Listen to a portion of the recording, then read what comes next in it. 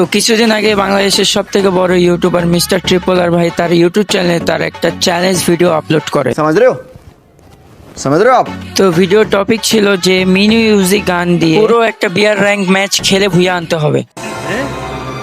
क्या ये क्या बक रहे हो माधव। তো বেশি দেরি না করে আমি এখনই চলে যাই মিস্টার ট্রিপল আর ভাই চ্যানেলে। चल चल चल चल गाड़ी स्टार्ट कर।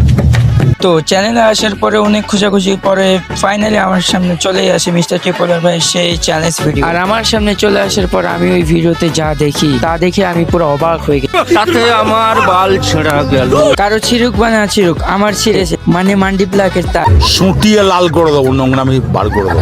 তো চাচার কথায় কোনো কান না দিয়ে চলো শুরু করা যাক আজকে ট্রিপল আর ভাইয়ের চ্যালেঞ্জ ভিডিও। চান্দু কি লেভেলে জ্বালানটা জ্বালাইতেছে আমাকে গাইজ। আগে আমি সেফ জোনে যাবো, তুমি চান্দু ড্যামেজ খাইতে থাকো তো। ওকে গাইজ, আশেপাশে আর পাবলিক তো দেখতেছি না, এখান থেকে আমাদের এসএমজি এমও নেওয়া লাগবে ভাই। এসএমজি এমও সব শেষ হয়ে যেতেছে, এনিমি মরে না। খারাপে আসছে রে, আমি ভাবছি জোনের বাইরে মনে মরবে, কিন্তু খারাপে আসছে। ওকে গাইজ, আমাদের কি রাশ করাটা উচিত হবে? একটা মিডকিট মেরে না, চান্দুই রাশ করবে এন্ড হালকা পাতলা ড্যামেজ আমি করবো ভাই। কোবারে কোবা।